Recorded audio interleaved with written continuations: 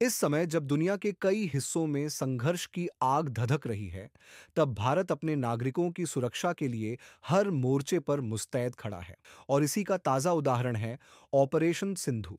Iran और Israel के बीच हालिया तनाव ने एक बार फिर मध्य पूर्व को युद्ध के कगार पर ला खड़ा किया है। मिसाइल हमलों, ड्रोन अटैक्स और एयर स्ट्राइक्स के बीच आम नागरिकों की जिंदगी खतरे में आ गई है। और सबसे अधिक असर पड़ा है उन विदेशियों पर जो वहां शिक्षा, काम या तीर्थ यात्रा के लिए गए थे। प्रयागराज, उत्तर प्रदेश से 20 लोगों का एक संयुक्त परिवार ईरान की तीर्थ यात्रा पर गया था। उनका मकसद था वहां की पवित्र जमीनों, तेहरान, कोम और मशहद में दर्शन करना और आध्यात्मिक शांति पाना। लेकिन शायद किस्मत को कुछ और ही मंजूर था। इसराइल की एयर स्ट्राइक के बाद अचानक ईरान में अफरा तफरी मच गई।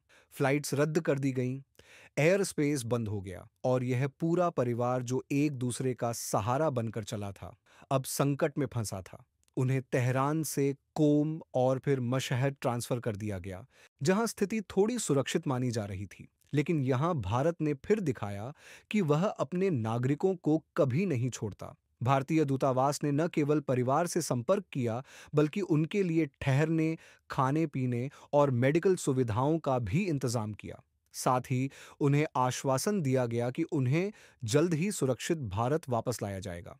अब बात करते हैं ऑपरेशन सिंधु की। भारत सरकार का वह त्वरित राहत अभियान, जिसकी वजह से ईरान में फंसे करीब 1,000 भारतीय छात्रों को वापस लाने की प्रक्रिया शुरू हो चुकी है। 18 जून से ये ऑपरेशन सक्रिय है।